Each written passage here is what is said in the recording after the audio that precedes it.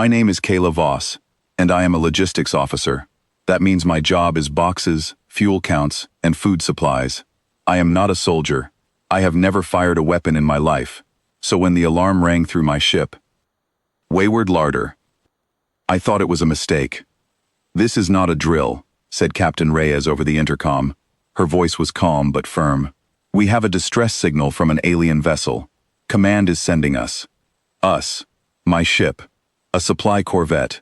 My cargo hold was full of instant noodles, spare oxygen filters, and medical kits. We had no weapons worth mentioning, just a small defense turret that mostly scared away asteroids, not enemies." I ran to the bridge, my boots echoing on the metal floor. On the main screen, I saw the shape of a massive alien ship. It was long and curved, like a silver leaf floating in space, but it was damaged. Smoke, or something like smoke, drifted from a large crack near its middle. "Who are they?" I asked. "Voskar," said the captain. "A peaceful species, very advanced, very proud. That ship is a diplomatic ark. It holds hundreds of their people. And who attacked them? Pirates. Small raiders, but many of them. They know the ship is weak, so they are trying to take what they can before real help arrives." I looked at the screen again. My stomach tightened. "Captain, are we the real help?" She looked at me, and for a moment, I saw something like a tired smile. "No, Ensign, we are the first help. The real fleet is still 2 hours away." 2 hours.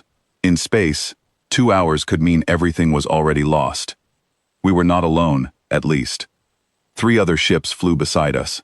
All of them were like mine. Slow, old, built for carrying supplies, not fighting. One was even a retired hospital ship, the Gentle Hand. With faded paint and creaky engines, Command had sent every ship that was close enough, and none of them were warships. I opened a comm channel to the Voskar vessel, as protocol required. A voice answered, shaky and full of static. "This is Ambassador Thalmor Essian, of the Threnody. Please identify your fleet." I swallowed. "This is Ensign Kayla Voss, of the supply ship Wayward Larder.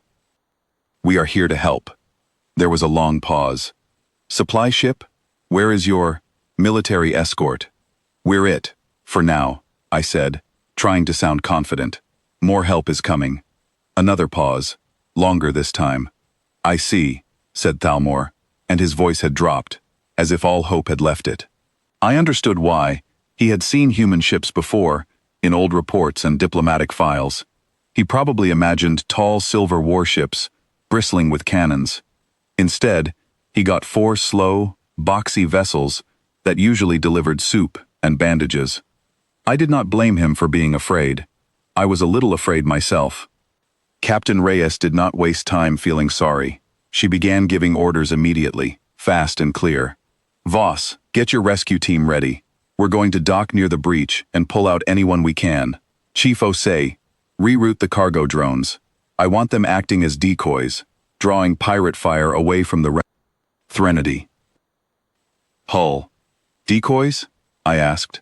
"Captain, those drones carry vegetables." "Then let's hope the pirates don't like salad," she said.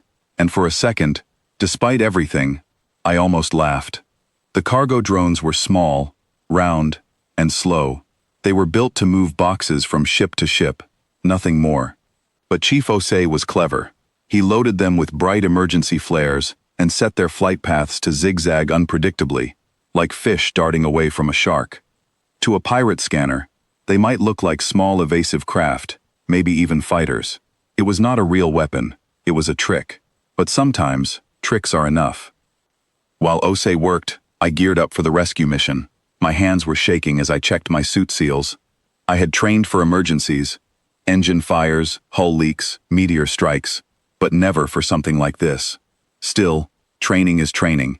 My body remembered what to do, even when my mind was afraid. "Listen up," I told my small team through our helmet comms. There were 4 of us, myself, 2 cargo technicians, and a young engineer named Priya, who had barely finished her first year of service. "We are not fighters. We are not going in to battle anyone. Our job is simple. Find survivors, get them out, nothing else matters." Priya's voice trembled slightly. What if the pirates are still there when we arrive? Then we get people out faster, I said. Panic wastes time. Time is what people don't have. We launched from the wayward larder. In a small shuttle, aiming for the largest breach in the Threnody. Side. As we got closer, I could see the damage more clearly. The metal was twisted and blackened. Debris floated around the ship like a slow, silent storm. Somewhere inside, hundreds of Voss's car were trapped, waiting for someone, anyone, to come. We docked using an emergency clamp, the kind normally used to attach fuel lines, not rescue crews. It groaned and hissed as it locked onto the alien hull, but it held. I said a quiet thank you to whoever had designed that clamp to be stronger than it needed to be. Inside, the corridors of the Threnody were dim, lit only by flickering emergency lights. The air still worked, though it smelled of burnt metal and something sharp, like ozone. We found the first group of survivors almost immediately. 3 Voss's car crouched behind a fallen support beam, their long, thin bodies trembling. One of them, an older Voss's car with silver markings on her face, looked up at us with wide, uncertain eyes. You are human rescue? That's right, I said, kneeling beside her. We're going to get you out. Can you walk? She nodded slowly. I helped her up, while Priya and the others checked the rest of the group for injuries. None of them were seriously hurt, just shaken and scared. We guided them back toward our shuttle, moving carefully over broken flooring and dangling wires. As we walked, the older Voss's car spoke again. Your fleet, it is very small, very plain. We feared, that no one would come in time. We came, I said simply. That's what matters. She looked at me for a long moment, then gave a small nod, as if deciding something inside herself. Yes, perhaps that is what matters. We made 3 more trips into the ship, pulling out small groups each time. Some sections were flooded with strange gas leaks, forcing us to use portable air scrubbers, the same ones we usually delivered as cargo, to clear a path. In one hallway, we found a group of children, if that is the right word for young Voss's car, huddled together under a fallen panel. My heart clenched at the sight.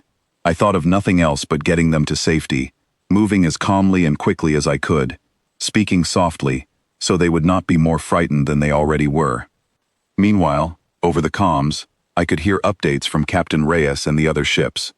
The pirate raiders had noticed the decoy drones and split their forces to chase them, giving us more time to work. One of the supply ships, the Iron Larder, used its heavy cargo magnets, normally meant for pulling shipping containers, to grab and fling loose debris at the raiders, disrupting their flight paths. It was clumsy and strange, nothing like a real battle tactic, but it worked well enough to slow them down. The hospital ship, the Gentle Hand, extended its medical bay, ready to receive any injured Voss's car the moment we brought them aboard. Its old engines groaned with effort, but it held its position bravely, a slow and steady anchor in the chaos. By the time our shuttle made its final trip, my muscles ached and my mind was tired. But we had rescued nearly 200 Voss's car. As we detached from the Threnody, for the last time, I looked back at the wounded ship, and something in my chest tightened with pride, and also sadness.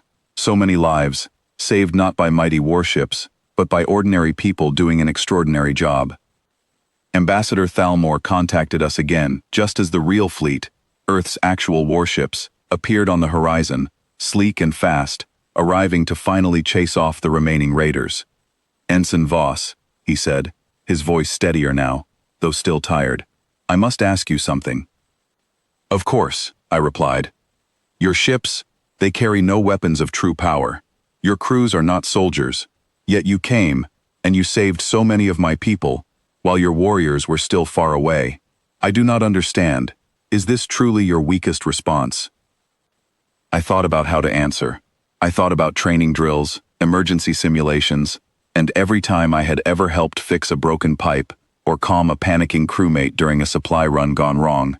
I thought about how humans build things, not just to work, but to work in every situation, planned or not. Yes, I said finally. This was our weakest fleet. We didn't send our best ships because they weren't close enough. We sent what we had.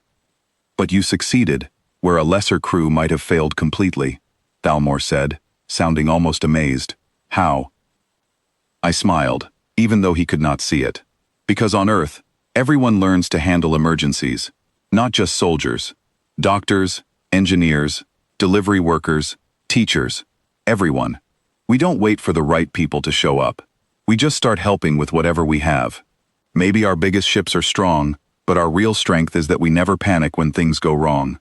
We adapt. There was a long silence on the channel. Then Thalmor spoke again, quieter this time. I believe I must change what I know about your people. That's all right, I said. We're still learning about you too. As the real fleet arrived and secured the area, driving away the last of the raiders, I stood at the viewport of my humble supply ship and watched the Threnody slowly stabilize, its lights flickering back to full strength. Around me, my tired but relieved crew cheered quietly, exhausted but proud. Later, back on the wayward larder, Captain Reyes found me sitting near the cargo bay, staring at the boxes of instant noodles that had somehow, indirectly, helped save 200 lives. You did good today, Voss, she said, sitting beside me. We didn't fight anyone, I said. We just helped. That's the job, she said simply. Not every battle needs weapons. Sometimes, it just needs people who refuse to give up.